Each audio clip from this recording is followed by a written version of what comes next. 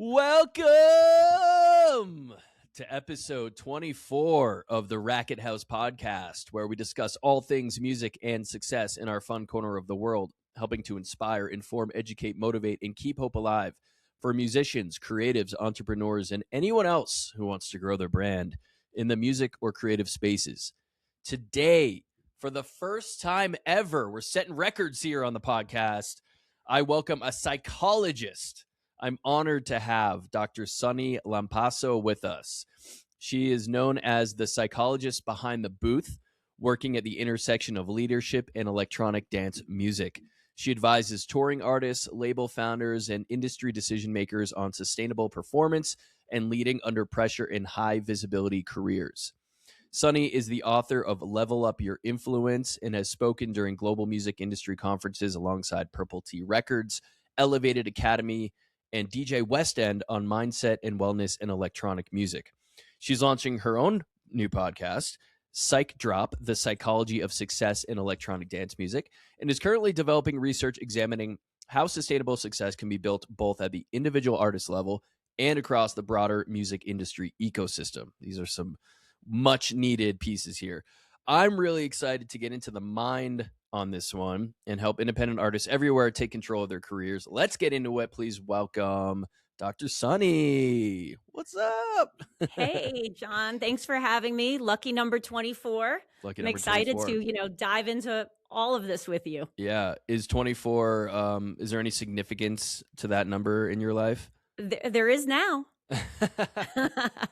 Yes. All right. We're making waves, baby. Yeah, I've been really excited to have you on and continue the conversation since we met in Amsterdam in October. Yes. Yeah, been a few months. It's been a few months. Amsterdam Dance Event. For those who don't know, it's possibly one of the largest music conferences in the world, but especially for the dance and electronic industry, probably the conference, right? Yeah, pretty much that. IMS, and then also Miami Music Week, but 80 is the big one. 80 is the big one. It was my first time. It was an incredible experience. I think pre-sale tickets just went on sale for this year already. So you gonna be returning there? Oh yeah, I'll be back. Probably doing another event or panel or something. I haven't. Mm-hmm. It's too far to think about, but it's in the calendar. Amazing. Yeah, me too. And it's always like right up against my birthday. And I went, for the first time this year, and I was like, wow, it was everything and more. And both on the business side, the conference, the panels, meeting people, and then obviously the entertainment, the parties, all that. We met at an art gallery pop-up for DJ Sid. I got introduced through some mutual connections. Shout out Sherman, Olivia, and I was just, you were so like energetic and like positive and just bright and like seeming to want to like connect and you don't get that all the time. And I really was attracted to your energy and your vibe and wanted to learn more. And you told me you were a doctor and psychologist. I was like, okay, let's unwrap that. So so you sent me your book. So I've had a chance to flip through that and kind of hear your story. We were joking before we started recording that we could probably take this full hour to just talk about your origin story. But you've been an executive coach. Now you're coaching DJs and people in the electronic space, and you're using a lens of a psychologist. And so, I mean, I guess first of all, why electronic music? Why DJs? Where did that come from? Well, that really came from my personal passion for electronic dance music. I mean, I'm originally from the Bronx, grew up in New York. So I was raised on hip hop, reggae, reggaeton, and that's it. For most of my life until I really discovered dance music. And that was, through Avicii, and just literally went all in after that. Like I went to my first festival and I was like, wow, like I found like community, like I knew 2 songs the whole 2 days, had the best time. What festival? So it was actually EDC Puerto Rico, which is no longer in existence. Okay. All right. But I hope if they bring it back, I'm there. I went to EDC New York, which was in the parking lot of the Mets stadium. Me too. Me too. Yeah. That was after EDC Puerto Rico. Then I Yeah. started going to that before they stopped that one. So But you yeah, fell in after love. that, I just went full in, Mhm. because I just loved it and started listening to like all different subgenres and planning my travels around festivals, like going to festivals all over the world and shows, just experience like the difference in the culture. And it just kind of became my like passion, my pastime, kind of my life outside of work. So over time, like as I started my consulting business, I had been in private practice working with creatives a lot, and helping them navigate, the highs and lows, all of the things that come with a career in the creative arts. Mhm. And started a consulting business because it was personally important for me to help people be happier at work. And at the same time, I'm doing all this stuff like going to festivals all over, Mhm. lots obviously in New York. Started to meet and get to know different DJs and people in the industry, and Mm. found myself helping them out with the same issues and things I was helping CEOs out with in the C-suite, in corporate world. And So it's and really same issues. yeah, and that's really, first of all, important. You've found a love and passion for something, and you've pursued working in that space. Not a lot of people do that. I mean, it took me most of my life to do that too, right? To find, I was like, I want to work in music. I want to work in music. Can't figure out how. Always manage these projects on the side, and then finally was able to find my intersection just the way you did. What were some of Mhm. these common themes you were seeing between executives, C-level people, and artists and creatives? Well, like, artists are the CEOs of their business, right? Of the artists themselves. They They have should a be. business, even though they may not always look at it that way. I think they are getting better at looking at it that way. But really, you're the decision maker, right? Mhm. There's a lot of stress. There's also a lot of loneliness, a lot of pressure to perform, right? Like you're under the gun all the time as a CEO, Right. and you are as an artist in terms of your performing, in terms of your output, in terms of again the business side as well. So many you're doing so many things at once, just like a CEO is or a business owner is. So really, I didn't ever set out to have a career in the music industry. I Mhm. kind of just started doing this alongside of what my work I was doing, until a colleague said to me, like, why aren't you like putting it out there that you do this and actually, having this as one of your services? Clearly, people are benefiting. And I'm like, well, yeah, I guess that makes sense, but nobody's really doing exactly what I'm doing, like combining performance psychology and leadership psychology Mhm. to help artists be more successful. And she was like, exactly. Nobody's Yeah. doing this, so you need to. Yeah. I was like, "Oh, yeah, like light bulb." So that's sort of how like my like outside passions merge with my work passion. And like just like you, John, like it took me a long time to get here. But I'm in a space that I really love. That's amazing. That's incredible. And yeah, like we could go so much deeper on that past story, Oh but I yeah. want to focus on the work you do now and your perspective on things, right? This whole, the reason why we're here today is to offer insight, into this world, into this very challenging, very convoluted world that creates a lot of stress and frustration and burnout and self-doubt. And I just, the conversation after conversation, whether it's a meeting I had this morning where a guy has been making music for a year and he's chasing streams and vanity numbers, but doesn't have any of the foundations really built yet. Or an artist I met at ADE, who's on the other side of the world, and he's frustrated because he's been doing this for 15 years and can't get someone to look at him or manage him or represent him. And it's like sometimes bashing a head against the wall. What's your approach when you work with artists or even label managers or any of the other personas that you talk to? Because I know, I'll be real, I see therapists, right? Been seeing them a long time. I know what like a therapy session can be like. Right. I also coach artists myself, so I know what those sessions can be like. What's your approach? What makes you, unique in that space? Yeah. So, I think this is something that comes up a lot. Like you said, you kind of know what therapy's like. And you also know what coaching's like, right? So you're very familiar with how they are different. but I think a lot of people aren't.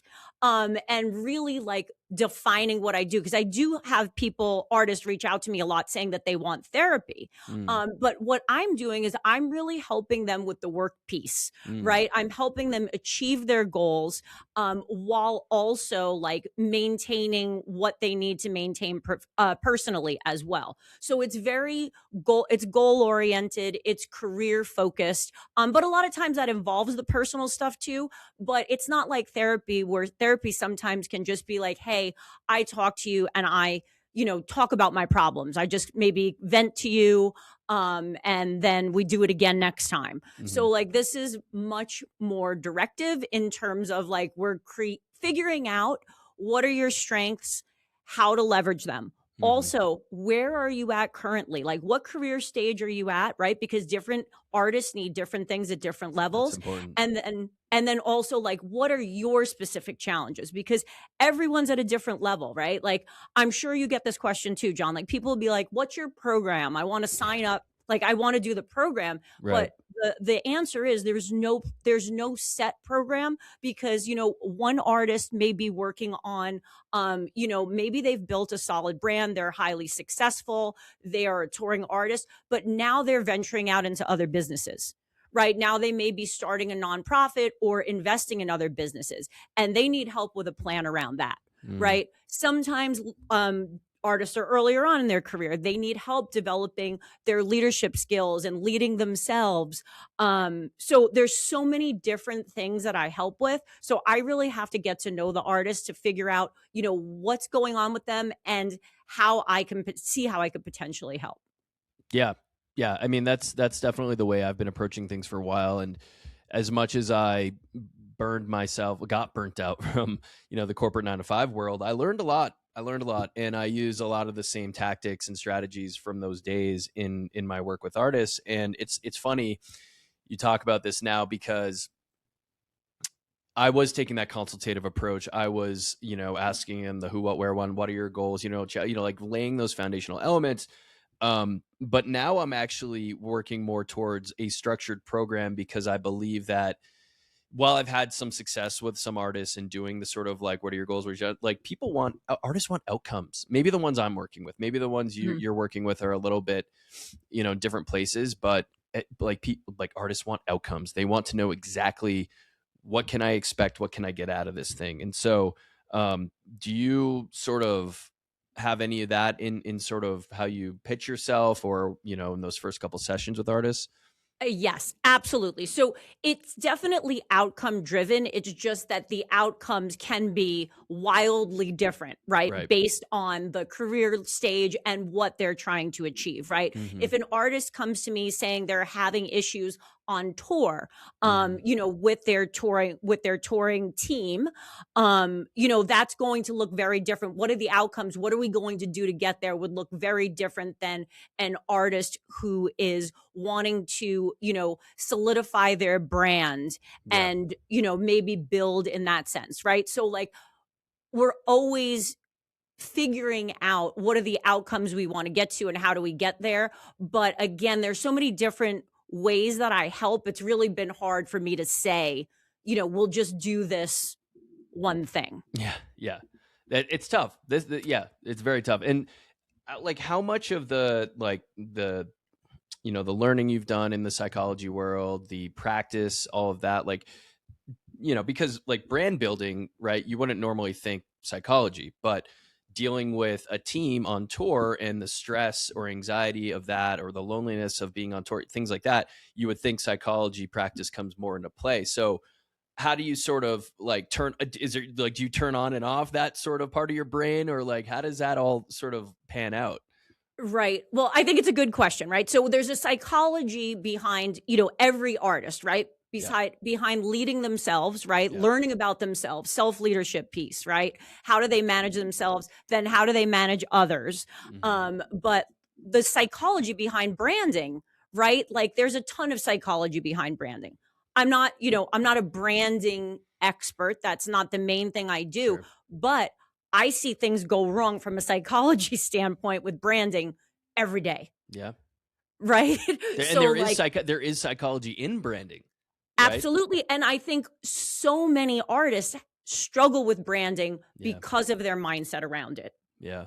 What is that mindset around it? Is it something, and I can lead to my own answer here, but and maybe I'll lead you with the question, but is it is it something where it's like branding feels marketing-y, feels corporate, feels stuffy, and like I'm an artist, I create art? Is that what it is, or where do you think the roadblocks are?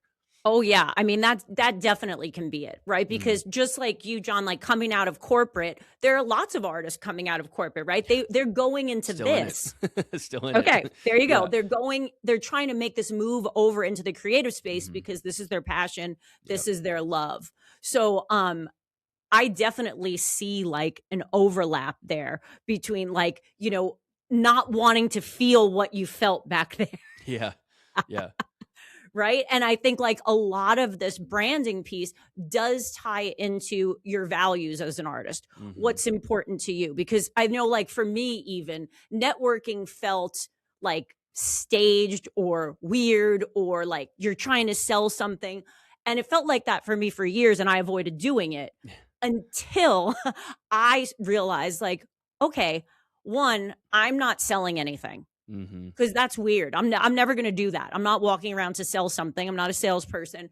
I'm, like, going to meet people and connect with them and find out what they do and tell them what I do. Like, you have to make it something that's important to you, right? Or you won't do it. And I think the same thing applies to branding, right? Your Mhm. brand has to really stand for you and who you are. If you just make it up, it's not gonna stick. Man, I gotta get my soundboard because like here's my big disco energy mug and and some scissors, and I would just be like, thank you. It's like I say this stuff in my content, in my emails, and all my stuff I put out there. I'm like, who are you? What do you stand for? What do you represent? Why should people care? How do people pay attention? And actually I had somebody on my email list like take the time to comb through all my emails, and he put like his own, he responded to so many different things in my emails and he was like, one of them was like how I called out branding, and I was like, branding's not just your color palette, it's not what fonts you use. you know and Absolutely. it's a challenging thing because like what I'm trying to understand, and I posted this on Threads yesterday, right? I'm sort of changing my message, my sort of messaging with what I do here. I'm still artist development, I'm still marketing, all that stuff, but this gap in like everyone wants a manager, right? So, you know, I'm talking to an artist, DM me on TikTok of all places, and they're like, I need a manager. I want a manager. And I'm like, okay, why do you think so? What do you think a manager does? I asked him those two questions. I was like, why do you need a manager? What do you think a manager does? And it was like, well, I want gigs. I'm like, okay, do you have any gigs currently? No. All right. What else? I finished an album last year. Okay.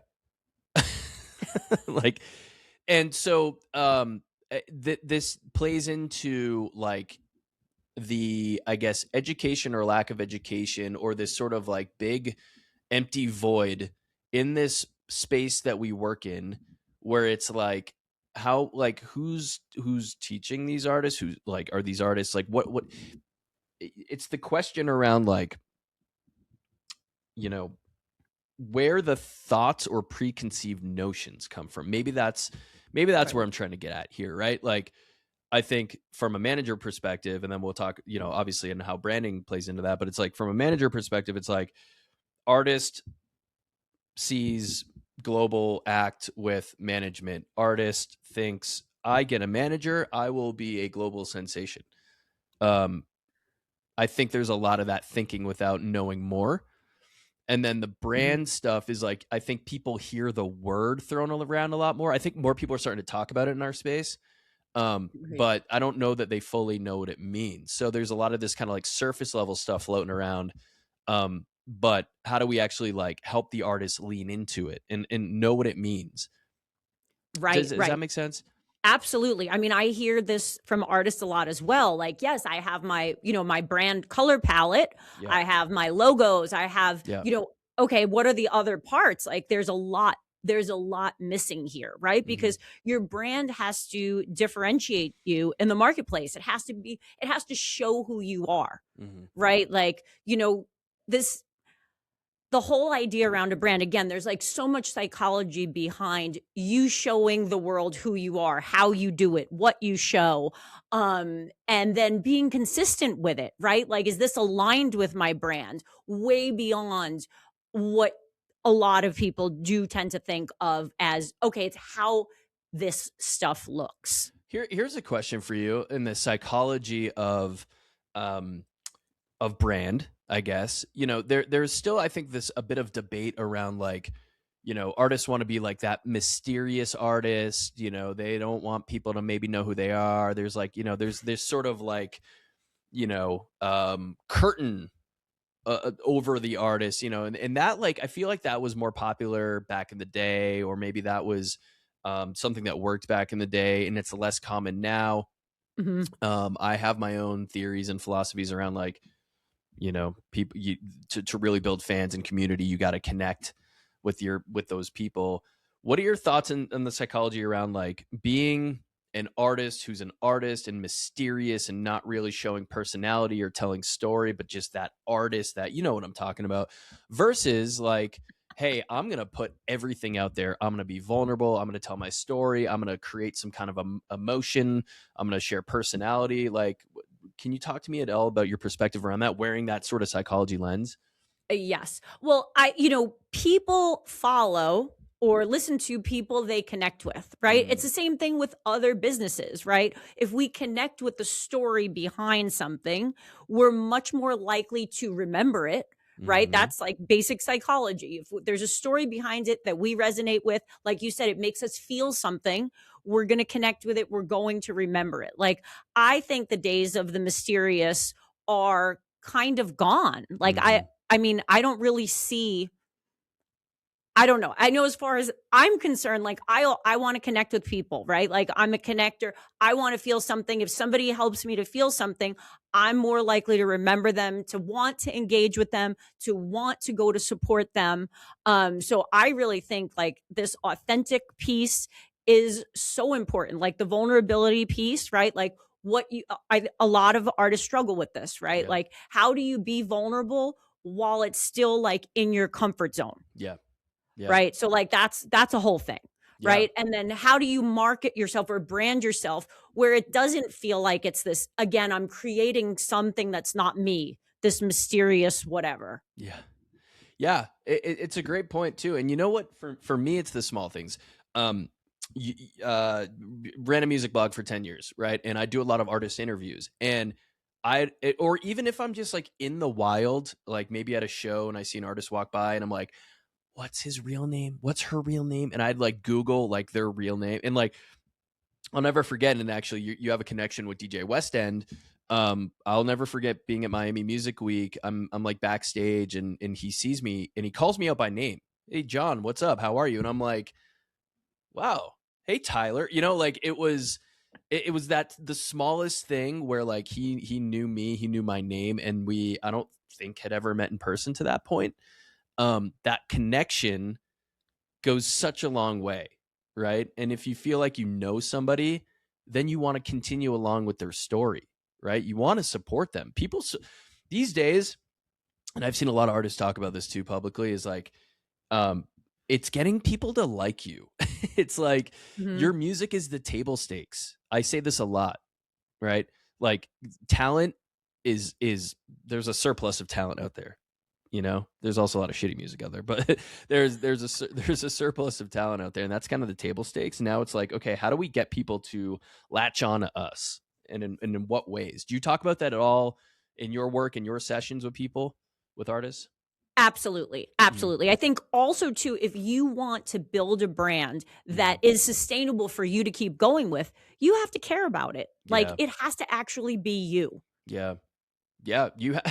I think in this life, I mean, that's like a deeper zoom out thing, like where it's like you have to care about pretty much everything in this life that you actually are working on and working towards, right? Like, and people Mhm. have strong bullshit meters these days. Like, I'm working 24/7 on building what I'm building, and the struggle can be real some days. Working in the music industry, it's like I love this quote recently from. Do you know who Bob Lefsetz is? The name's ringing a bell. He's this old curmudgeon dude who has made a name for himself as the old curmudgeon dude in the music industry. He's Yes. Oh yeah. my gosh, I just watched a video of him earlier today. Okay. Yeah, I was blanking on the I name. think he got more famous or popular because of his beef with Taylor Swift like a few years ago. But he says in his emails, he sends out like a newsletter almost multiple times a day at this point. The best and brightest don't work in music. That's what he says here. And so you have to believe, and with artists especially, you know, there's I'll shout out like Goshfather, for example. If you know who he is. Yes. He came on the pod. He's done an amazing job over the last couple of years. His trajectory is like rocket ship. He's like, you got to be delusional. You got to be delusional to the point where it's like you believe so much in yourself that nothing's going to stop you. And I think that's true with everything in this life, especially that we're building. I mean, if you're just clocking in at a job, you're getting your paycheck, you're meeting expectations. That's fine, right? But I think as humans too, we also need it. We need to have passions, right, that we actually care about. Right. Well, yeah, I totally understand where Goshfather's coming from when he says you have to be delusional. Like, I'm not sure if you know Conrad Taylor, but he says the same exact thing. And a lot of artists say that. Yeah. And, you know, to that I say, okay, yes, I get it, right? Like you have to fully believe in yourself. But I think that neither of those artists are actually delusional because they're also putting in the work, right? Like Goshfather is amazing at building community. Oh, yeah. Right. Yeah. And connecting with people. And same with Conrad Taylor. I mean, they're out there working so hard. Right. So, yes, you have to fully believe in yourself that you could do this. But, you know, you'd be delusional to believe that if you weren't putting in the work, too. Right. But they are. Yeah. Yes. Delusional in the sense that, like, it's not like my shit doesn't stink. It's more like I believe so much in this that it's going to work, that it is working. It's almost like getting a little woo woo with it, like, you know, manifesting a little bit, but absolutely raised a great point about community building. And you also talked about something I want to make sure we cover too, in sustainability and sustainable success. Let's talk about the first community. What do you think are like the most important pieces of building community successfully? Because you talk about leadership, right? And to build a community, you have to be the leader of that community. So what are some important qualities of the person building community, or what are some important, pieces of community that would make people want to be, join that community, be a part of it? Right. Well, I think before you can build community, you need to be part of the communities, right? Sure. Like you need to be in it. You can't just say, hey, I want to go, be an artist in whatever scene, and you don't know anybody, you don't know the scene. Like you have to really engage. You have to meet people, get to know people. And that, like where I talked about the branding thing and like how the authenticity piece and the vulnerability piece comes in, you've got to be like that when you meet people. Yeah. Again, like you're not selling anything, you're just you. Yeah. You're just there. Well, meeting people. I would argue we're always selling something, right? Like this is me being me, but I think maybe we're always auditioning, maybe, I don't know, because like when I said in the beginning that I met you and immediately was drawn to your personality, your energy, your positivity, your smile, those were like, not everybody has that. Some people have to like, try. Like for you it seemed natural, but for me, I consider myself an introvert. It might surprise you, might surprise a lot of people listening. I mean, you're the psychologist, so maybe it doesn't, but I consider myself an extroverted introvert, whatever that means. I had to, like, when I started working the corporate world and I'm in the sales role and I'm going to happy hours and I'm, going, and I have to learn how to make small talk and be curious and ask people questions. And I've trained myself to do that. And now 15 years later, it's part of me and natural, but not everybody has that. You know what I mean? So very true. It's something to really think about. Tay Allen, who I don't know if you're familiar with her. Yes, and I saw the recent podcast she was on with you. Yes, we got one listener. Okay.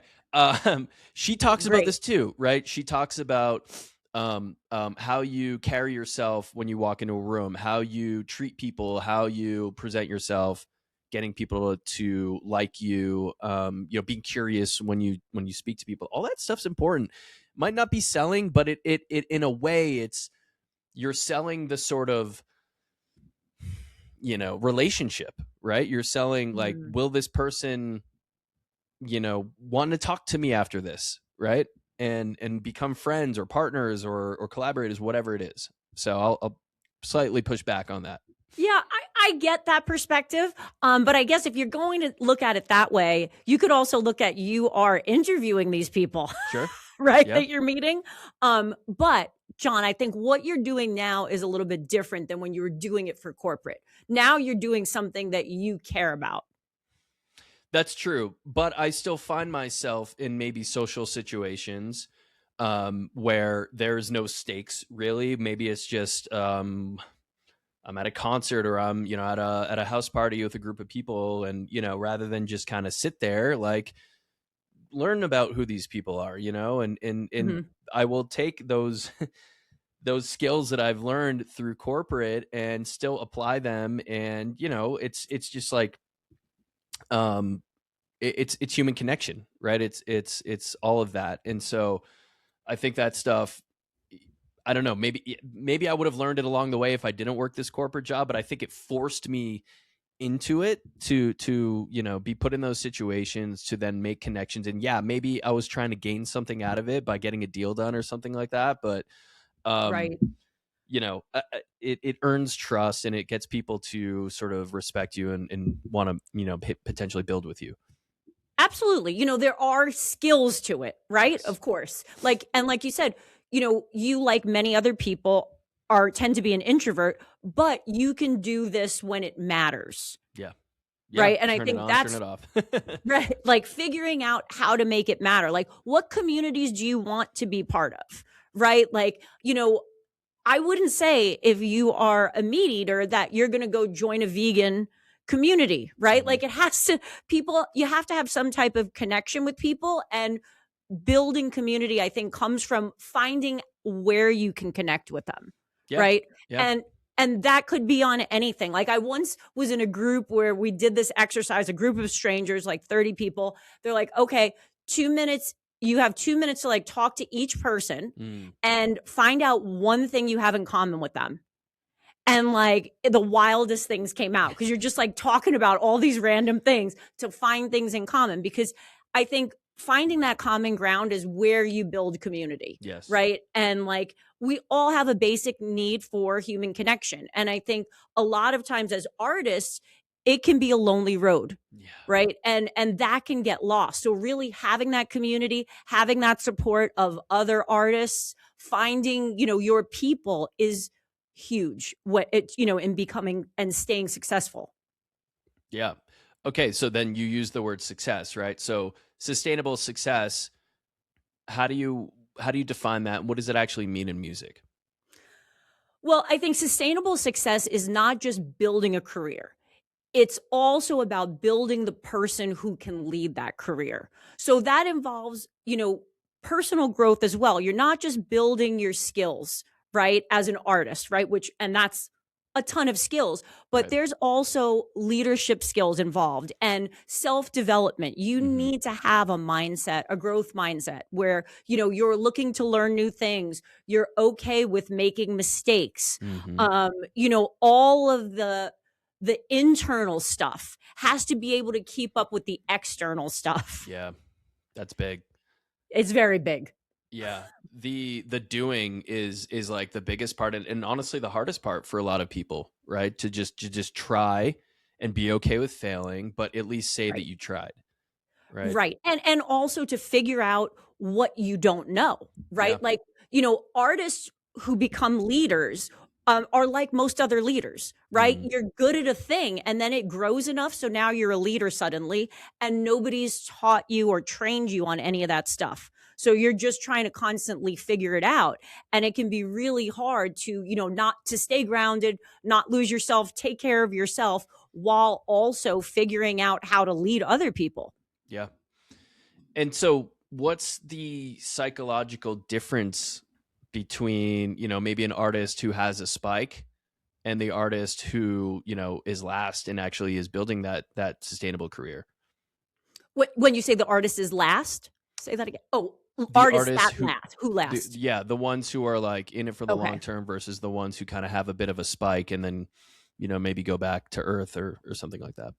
Got it. Okay. So, I think artists who spike, they don't all, burn out. Not everyone is a one-hit wonder, right? But there are artists who do have that happen. And I think a lot of times when that does happen, it's because they haven't they haven't done the work beforehand in terms of figuring out who they are, what they stand for, Yeah. where they want this to go, and then can become over focused on either this success or getting the next success and sort of lose sight of the other stuff. Yeah. I mean, that's huge. And there's often the question that's like, what are you gonna, talking to an artist, what are you gonna do if you blow up? Like, what are you gonna do if your song hits or whatever? Maybe less Right. about like virality and social media. I don't really consider that blowing up necessarily, but like, are you prepared? Like, are you prepared for it, like, because it's like put up or shut up. It's like, okay, all these artists say they want the biggest, they want that Mhm. big 60,000 person stage, or they want, whatever it is. Are you prepared for when it hits? Do you have the catalog to back it up? Do you have, do you know exactly what you stand for? Do you have the brand presence, right? Or are you just a flash in the pan? And that's a really good point to bring up there. Yeah, and do you have the psychology skills that are going to keep you performing at the highest level, Yeah. right? There's so much that goes into, staying grounded, being able to manage that performance anxiety, that intense pressure, the sudden massive amount of decisions you're having to make, and what to say yes to, when to say no, working on your own self-awareness. There's just so much that happens, and it's easy to get caught up in this one success thing, and then other things fall to the wayside, and the next thing you know, you can't keep that up or keep going. And I think, the artist who lasts, they know that, yes, maybe I have one spike, right? And yes, I'd like to have another spike, but that doesn't define who I am as an artist. No. No, some good things here. Knowing when to say no is like such a skill. It's like, and Oh yeah. especially I think in our world, well, I say our, as a DJ producer myself, um, I think it's a little different. I think performing artists in general, we always want to perform. We always want to be on the stage. We want to get all these opportunities. I think DJ world might be a little bit different because like there's always DJ. Everyone's a DJ now. There's always opportunities to DJ, and it's like you have to like. I've come up with the fuck yeah checklist with the artists I work with, and I'm like, all right, we put a list together of like boxes that need to be checked in order for this gig to be a fuck yes. And if it's not a fuck yes, it's a fuck no. Right. And your friend West End again, Tyler, what up? I remember him saying something a long time ago that stuck with me. That was when you evaluate opportunities, you always need to be thinking, does this benefit my career long term? Right. And it's okay to say no. And I actually had a long conversation with an artist I'm working with yesterday about a bit of a curveball that came his way for a gig he was really excited about, or still probably is excited about, this week, where it was like, he found out he's doing a B2B. He got matched to do a B2B with an artist who, um, is insisting on playing, and they're warming up. They're opening, right? They're not headlining. Opening up for an artist. The headliner is, I really am a big fan of the headliner. The music is not very aggressive. Let's just say it's like groovy, funky, soulful kind of stuff with a beat, danceable. And this artist apparently wanted to do like 150 BPM, like just send it as like an opening artist. And I'm like, this doesn't line up. And there were just like several curveballs and flags that came up. And I said, look, what I'm working on with you, like, this is the time where we actually need to like stand up for ourselves. You know, uh, consider like, is this situation repairable first? Right. Don't walk Mhm. away yet. Like, talk to the artist, talk to the promoter, see if there's anything we can do here. And then if it's still just not feeling right, like, it's okay to walk away. And he's like, his emotions came into this thing, and he's like, well, I don't want to let the promoter down. And I'm like, they've already let you down by throwing these curveballs at you, And then Mhm. I find out he's got friends coming to town for the show, flying in for it. And I'm like, okay, that's a bit of a different thing, but your friends would respect you if you stood up for yourself and did that, you know? So no is a really powerful word. And I think we get afraid to say no. Like, how do you work with artists on using that word and evaluating opportunities? Yeah. I think that is such a big challenge that comes up constantly, right? At every level, right? What do I say no to? And, like you were saying about Tyler, sort of asking yourself these questions before, making a decision. And then obviously, if things change or things get switched on you, you have to reevaluate. Yeah. But you really need to think about, in terms of your career, what is important? What are my goals? And is this opportunity, whatever it may be, is this moving me in the direction of my goals, Yeah. or not? I mean, you hit it there. And Gosh Father, when he was on my podcast, literally, he oversimplified it.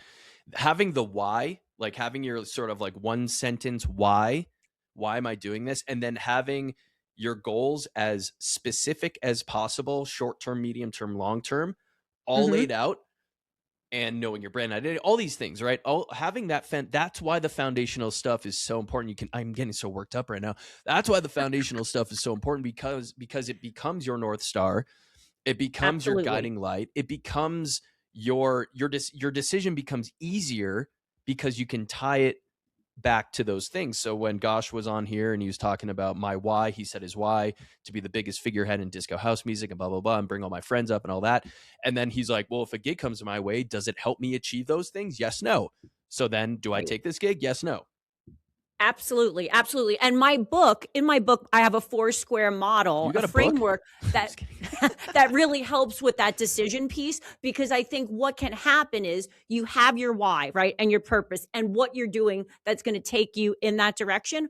But I think on the flip side of that are different thoughts in your head, thoughts and feelings that can get in the way. Like you Yeah. said, maybe wanting to avoid conflict, not wanting to let people down, not wanting to take a break because you'll be forgotten. You know what I mean? Yeah. All of those Big one. things Big one. are things that you need to take into consideration and put those thoughts in their rightful place. They may be there, right? But how do you still stay focused on your why and the goals?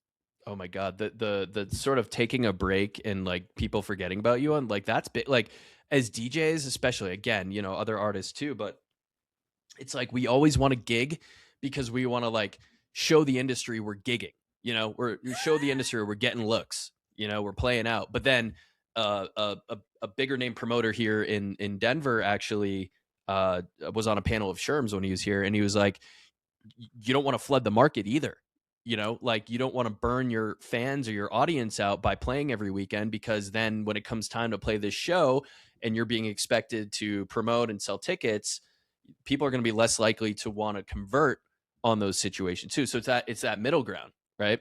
Right, right. Exactly. And, I think a lot of artists, and, this goes for business owners too. In the beginning, when you are first starting out, it's very like you almost feel like you have to say yes to everything, Yeah. right? And I think that can work a little bit in the beginning. Yeah. Right? Yeah. Like it's good to say yes to opportunities. You may be community building by doing that. But you do have to have in mind, like there is a point, and it's pretty early on, where you can't say yes to every opportunity because it's going to hurt you. Yeah. Well, what was it? It was. Did you watch the? I'm a tennis guy. Did you watch the Serena Venus Williams movie? I didn't even know King. there was one. Oh, what? It was with Will Smith. He was their dad. Oh my God, King. Butchering this. Yeah, there was a movie about the Williams sisters, a dramatic, a scripted movie. And it, obviously this is factual information, but it was basically like when they got so big, and the sponsors started, wanting to come in the room and sponsor them. I don't remember. I don't have it up in front of me, so fact check everyone listening to me right now. I think it was Nike. I want, was it Nike? Williams sisters first offer, um turned down. Okay, King Richard. Mhm. was the movie. Richard Williams famously turned down early substantial endorsement offers for his daughters, including a notable $3 million Nike offer when Venus turned professional. And it's so easy for most people to say yes to that offer. And, Mhm. to have this sort of like long view and knowing your worth to say no to that offer. There's stuff in the sales world that says like, don't take the first offer, that kind of stuff. But, Mhm. yeah, I think, yeah, having the ability to do that um, and yeah, knowing your value on all that stuff. Oh, man, I don't remember where my brain was going with that. I apologize. A little fart here on the Racket House podcast. That's We're on a okay. good groove though. Okay. So Yeah, we've but talked about. Go oh, ahead. go ahead. No, you go No, I ahead. was gonna No, say, you go like, ahead. it's so true though with the whole branding thing. Like, is if you're going to be a sponsor, like, is it aligned with your values and what you Yes. care about, Hmm. right? Like, you have to be making decisions from that point, like from the things that you care about. Because why, if you're representing a brand that you hate, I mean, this is not you won't enjoy doing it. You won't do a great job. It just leads to you know, you not feeling great and then them not being happy. So It's I about think you yeah. It's about your got to keep the morals, values in mind. values, morals. Yeah. I mean, I've been building my email newsletter. I use a platform for my email marketing. An offer came through to put an ad in my email, and I was like, oh, cool, money, but I looked at it, and first of all, I'm like, the money's not even that great. I looked at the brand. Does it align with what I do? And third of all, most important to me, do I want to cannibalize my audience this early on? And Mhm. so the company actually sent me an email to say, hey, we sent you an offer. We just were trying to get a little feedback as to why you didn't accept it. And I was like, well, I care more about my subscribers than making a couple bucks off a couple clicks that doesn't fully align with what I'm doing. And I told him, I was like, Right. if it was something that was like fully aligned with artist development, music marketing, that kind of stuff, and I wasn't worried about like, losing an audience potentially, yeah, maybe. I want to get into like the concept of ego. um an artist comes to mind. I think we were talking about like, we were talking about the spikes, the ebbs and flows, the long-term success. Mhm. And there's a particular artist who has had some good success lately. But I see him kind of like unraveling a little bit on social media, where in it's like he almost had to be like, I'm getting off social media for a little while because I'm mentally burnt out. But it's like, Mhm. you get to a certain point, you haven't quite made it yet, like, you know but you're getting a lot of looks, your music's getting played, you're getting some headlining shows and stuff like that, and it's like, then it's like, oh, I'm not getting the offers I feel like I should, based on all that stuff. How do you help Mhm. artists deal with ego? Do you help them deal with ego? What's that look like? Well, I think ego kind of depends on how you're defining it, right? Because I Sure. think a lot of times when we talk about ego, it's in the negative sense. Yeah. Right? Like, he's got a big ego, meaning like he, has an inflated sense of Self-worth. self-importance, Yeah. or Yeah. exactly, Yeah. arrogant or whatever. But I think ego can be healthy, right? Like, the healthy ego is you are confident in your capabilities, and you are, aware of the work you're putting in, and you know that you're working hard, you're going to keep working hard. But I do think, like, what I heard in that statement for this artist, it's like, this whole thought, and there's probably a million of these thoughts, not just this one, but like, I've done X, Y, and Z, so I should be getting XYZ, right? That thought is going to take you away from your goals every time, right? Because then that thought is going to lead to feelings like, I don't know, anger, or like giving up or whatever. And it's going to be really hard when you're feeling that and thinking that to move toward your goals, Yeah. right? And you know what? If you feel that way, I'm not saying like get rid of the thought, because that doesn't work, right?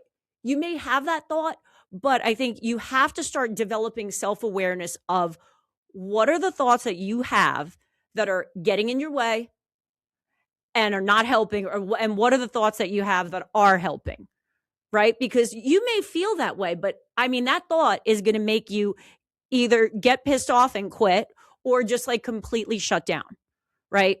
Um, so I think it's about changing your relationship with some of these thoughts and then allowing them to be there, right? Because you can't get rid of them.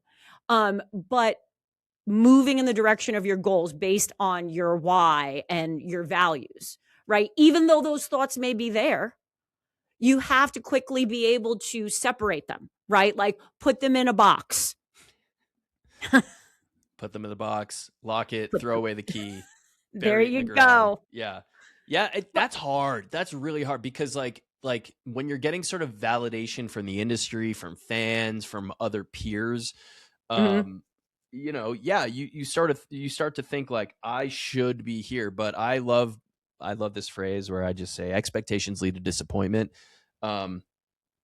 So like is that the solution then? Like how do you deal with that with somebody, an artist or somebody that you work with who's like I should be here but I'm here. Like I deserve more but I'm down here. Like what's Mm-hmm. how does that Well, work? Yeah. like this kind of goes back again to this four square model that I Talk to use us about the where four square. Let's hear it.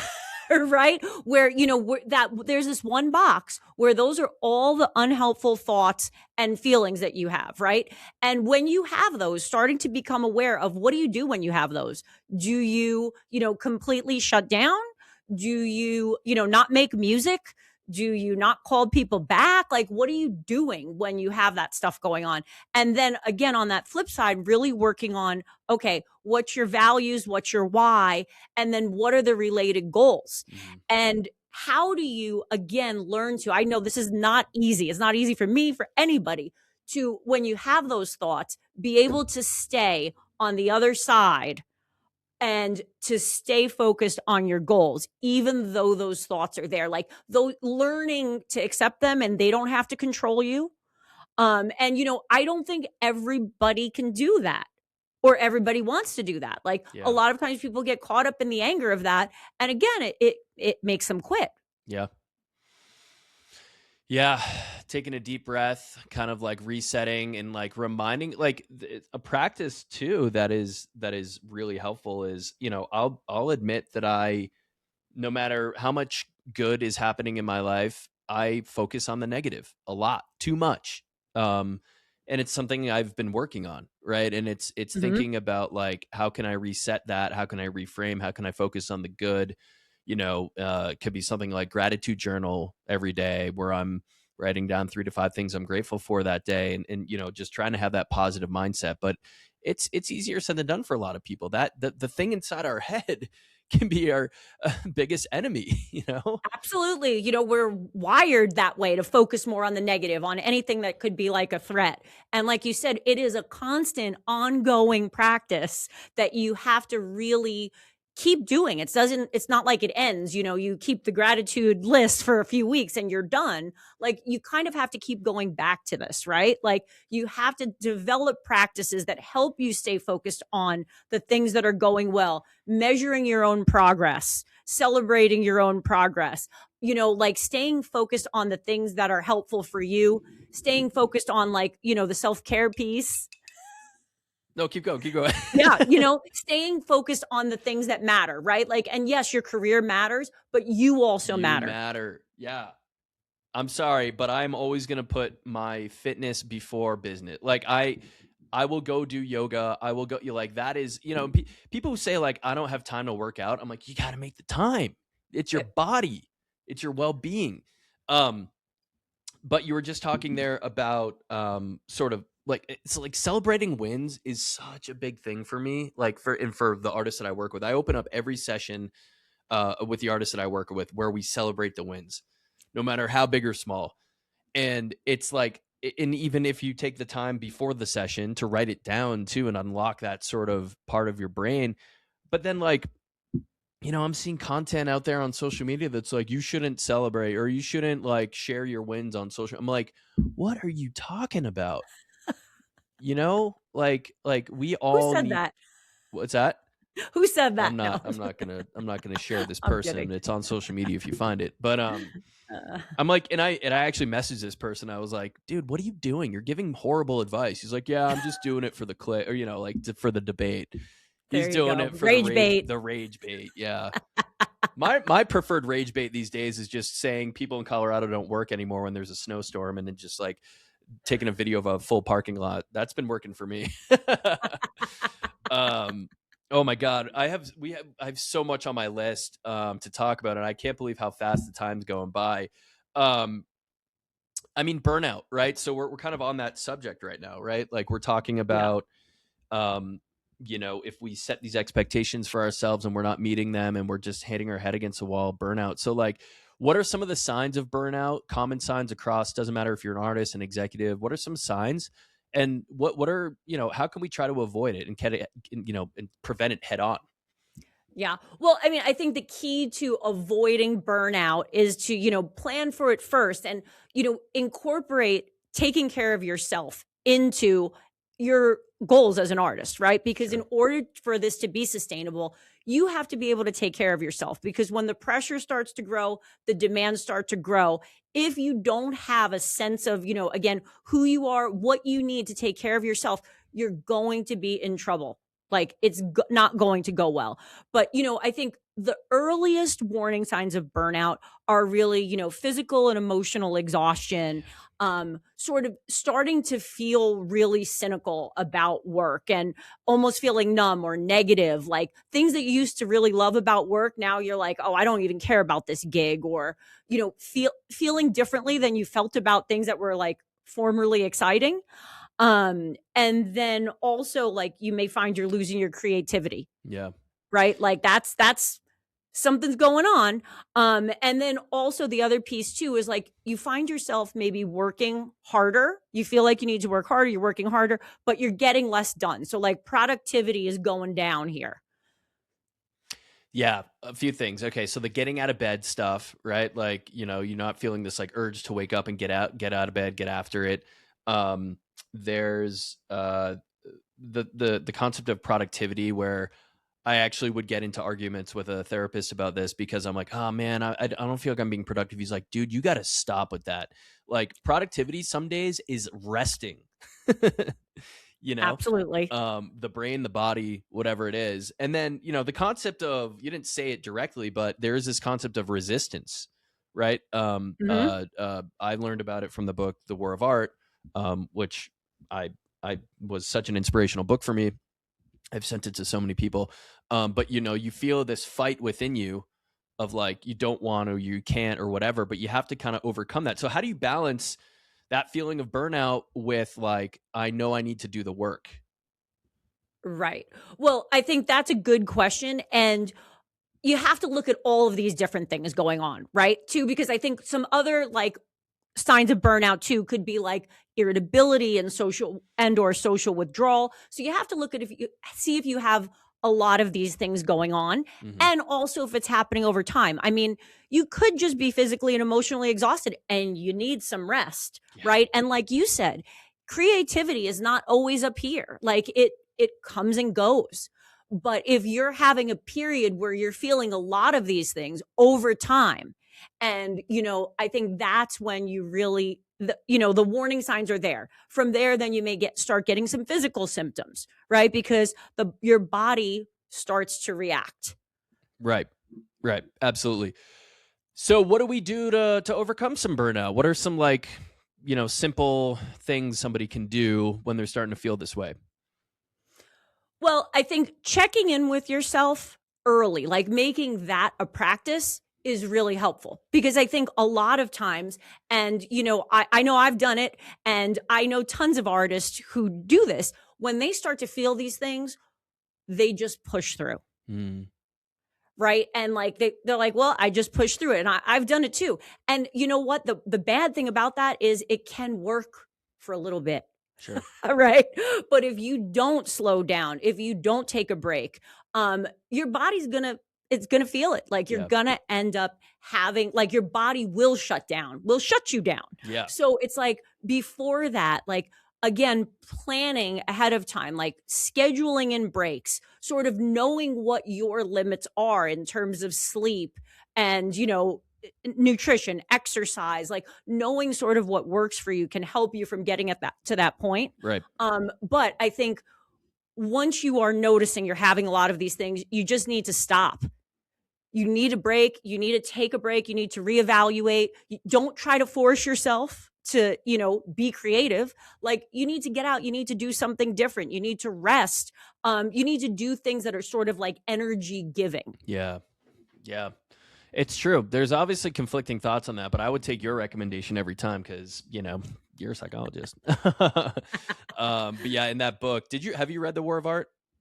I did years ago. Yeah. So, I mean, he would even talk about like, just write. And he's a writer. So he's like, talking about his own writing practice as the example in the book. And he's like, I just had to force myself to write. And even if it was trash and I was literally crumpling up the paper and throwing it in the trash, at least I was getting something down.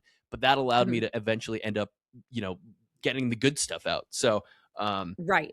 But I agree with you. I mean, I definitely push myself to the brink of burnout, and I'm like, I got to take a vacation. And then when I take that vacation, I'm like mad at myself because I'm like, I'm not working. I should be building. And it's like this internal conflict battle. But I know that whenever I come back from vacation, I always feel refreshed and way more motivated to do the work. So that is great advice. I think, well, good. I was going to say, like, something that ties into both of the things that you just said. And I think this is important too. It's like when you stop to like see what's going on, you're noticing these signs of burnout. You have to really think about like, this is not likely the first time you felt this way.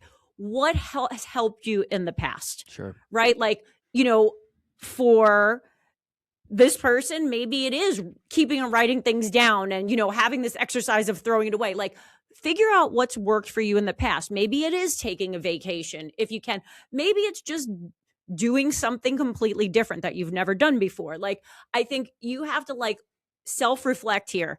And, again, this ties into developing that self-awareness. What are the things that do tend to give you energy or to help you recover? And knowing what those things are so you can have those as go-tos is important. Yeah. 1,000% yes. Thank you for that. Words of wisdom here. We're kind of, we're at the tail end of our time here. I did want to try to throw some rapid fire questions at you if that's okay. And then we can kind of wrap up, but you can say, John, know what? I'm done. I'm done here. Moving on. I'm ready. You ready? Okay. Yes. What's one habit every touring artist should build? I would say build time for disconnection and also build time for connection.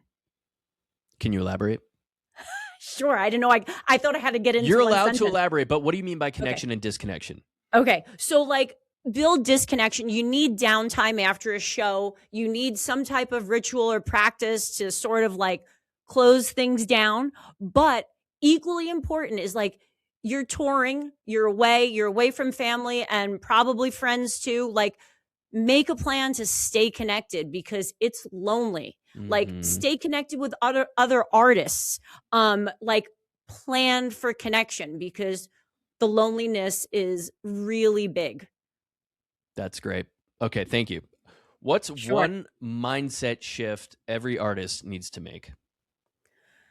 Your worth is not determined by your numbers or your last release. That was one of my questions on the list. I'm glad we got to it in a circuitous way. Yes, your worth is not tied to those numbers. Thank you. Right. Those numbers are data, right? And they matter, right? But they are just data. Like look at them, strategize, try to figure out like what you could do differently or maybe why something did better than something else. It's just data. Yeah. Thank you. Thank you. What's one myth about air quotes making it? Okay. This is a one I talk about a lot. Making it does not eliminate self-doubt at all. It often grows. In what way? Like what's some of the most common ways that you see self-doubt growing when one has air quote made it? I love the air quotes. I think you can really start to feel that imposter syndrome, or like, who am I to be here? How does this happen? I'm not that good. You could start to get into the comparing thoughts again. These are all thoughts that go into one of the squares, Yeah. in my 4 square model. Like, these thoughts can easily take you down and like take you completely out of the game when you're very successful. Yeah, it's like every step you get to, you're like, wait, do I really deserve to be here? Am I it's like, yeah, man, like yeah, Right. And how am I going to keep this up? exactly. That's also a big part. What's the Really big. most psychologically dangerous belief in music? Ooh, this is a good one. And we touched on it briefly earlier. And that is, if I slow down or take a break, I'll disappear or be Yeah. forgotten. Yeah. Yes. Yeah. Like, we have to balance. And I will say, I've worked with artists who took a couple years off and they came back and everything was like completely different. But like, they had done so well for themselves previously, where it's like they still have fans, they still have numbers. Like, I'm talking about an artist who went on tour with Bob Moses. I'm talking about the same artist who Mhm. had his music in an Apple Watch commercial, right? Like, the numbers are still there, the fans are still there. When he came back and started releasing stuff and posting stuff, people were there. So it's not like you're completely rebuilding, but there is something to be said for consistency. So it's that balance, right? Absolutely. And I agree with that. I think when you take a break and you come back and you're also like honest about what's going on, people really appreciate that. I mean, because artists are people too. And again, that's like another way to connect. People get it. Like, people understand the burnout and the needing to take a break, and, are right there when you come back. 1,000%. I got two more for you, and then I'll let you be on your way in snowy New York. Um, if you could rewire one thought in every artist's brain, what would it be? Okay. Growth requires a lot more than skill development in terms of like just your music, your artistry skills. So it really involves your leadership skills and how, you manage yourself. So that's sort of okay. So that's adding. You're sort of like adding a thought, or you're sort of like adding the formula, right, to growth, right? Because Yes, would you absolutely. say that the current thinking or the common thinking with artists, that growth equals just the talent? Is that kind of what you're getting at? Well, yeah, I think it's the talent, right? We know it's a lot of things, Sure. right? Artists wear so many different hats. It's the Yeah. marketing, it's the Yeah. branding, it's the this, but it is also, I'm adding on the leadership skills as you grow. So the rewiring thought is it's all these things plus leadership. Right. Leadership and self-awareness is part of that. Good. You're good. All right, last one. If you were starting a career as an artist today, DJ Sunny, what are some of the first things you would do, and what are some traps that you would avoid? Okay. Well, I mean, I think the first thing I would do would be to really, like, again, we talked about this throughout, is like to get in touch with my values, my why, and how that relates to, my DJ career, right? And then determine where I want to go with it based on that, and start to build my identity around the things that I care about. Oh, Right. Again, so like incorporating who I am into what I do, because it will matter more to me. It'll matter more to other people. I think, again, like going with what I just said before, it's like build your skills beyond just the music, yeah, right? Like, you need business skills, you need marketing, you need branding, you need leadership skills, you need, skills to manage yourself, like yeah, your own performance. You need skills for, decision making under stress. That all ties into leadership too. yeah. Um, and then, that building relationships, build community, build relationships, find your people, You're like writing the your you're writing people. the playbook right here. What There traps you would you go. avoid? One more thing to build though. Okay, we're still And building. Okay, find multiple mentors, yeah. not just one. And sometimes they don't even know that they're your mentor. You don't. It doesn't have to be formal. Learn from other people. Oh yeah, I call Oh, people my mentor that they would have no idea they're my mentor. me too. That's a Me great. too. And That's great. and it really helps, That right? was that mentors are like yeah, they're so Yeah. necessary in life, and I think they're so undervalued. Yes. And I think in terms of what I'd avoid is, I would avoid the thinking that, it's a thought trap that You I would think we avoid get into a thinking? lot. You would avoid thinking. Yes, I would avoid, don't think. But I would avoid thinking that when X happens, I will feel good or I will be successful. When I reach this, when I get this gig, when I reach this number, it's, I made it. I think that thinking, again, like you said, ties into the expectations. It really sets you up to never feel good, because even if you do reach that thing, you'll make another thing and you keep raising the bar and you never get to enjoy what you're doing now. We got to climb the mountain. We got to take a little break, take a snack, catch our breath. It's like, yeah, I mean, it's like when, I don't know, a sports analogy would be like, if you win, like if you win the AFC or the NFC championship. So like you're the best team in that division or whatever it is. And then you still got to win the Super Bowl, right? So it's like, okay, we'll take a minute to celebrate here. And then we got to go on to the next thing. And yeah, that's where the goal setting becomes so important, right? It's like, achievable goals, as specific as possible, and and make sure that you're looking at both the long and short term and working towards something. I think that it's important to have realistic goals, but also stretch goals that will ultimately push us to get somewhere. And like, even when John Gilman in my career world, like there, the interview question, it's where do you want to be in 5 years?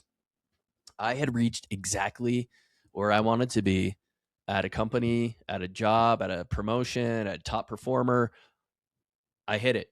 And then I woke up one day and I was like, fuck this, I'm burnt out, so things can change super quick. And I think that's great advice. Dr. Sunni, you've been incredible, like absolute dimes, nuggets, tons of wisdom here. Like we joked about in our email, we could probably go for hours. We could probably spend a full work day on this stuff. But you have people to work with and life to live and skiing to do. So I'm just going to stop us here and say thank you. As is tradition, we'll just smile at our respective cameras for a second so we can do the old screenshot promo. And yeah. Okay. Were my eyes open? All right, cool. We need a do-over? What's that? Do we need a do-over? No, I think we're good. Okay. I'll work my magic. So, Dr. Sunni, thank you so much. Where can we find you? Where can people learn more about you, read your book, get, all that good stuff? Sure. You can follow me on Instagram at shaping_success. My book, Level Up Your Influence, is available on Amazon. And I'm also going to be down in Miami for Miami Music Week, throwing a party, a podcast launch party for my new podcast, Psych Drop. And that's going to be Thursday, March 26th at Cuckoo's Nest Bar on Collins. Going to be a good time from 1 to 7. Got a lot of DJs on the lineup. And I'm not on the lineup. What's going on with that? Hey, are you coming down? Let's talk offline. Okay. All right. Let's talk. So yeah. So I'll also be speaking at Shift on a panel about sustainable artists, and yeah, just got a lot to come, but excited about the podcast. And that one is at psych.drop. Hell yes. Thank you for that. Well, thank you again. Congrats on everything. It sounds like you'll have a busy Miami Music Week. It's great to see Miami Music Week coming back to its roots. I'm trying to make it work that I can be there, and we'll reunite in person. That'll be super fun. Absolutely. I'd love it. And if not, I will see you at AD for sure. Yeah, let's go. So if I come to Miami, you're putting me on the lineup. Is that what you just said? We'll talk offline, right? Yes. Yeah. Okay, awesome. Well, this has been the Racket House Podcast, episode 24. Thank you so much. We'll see you next time. Peace.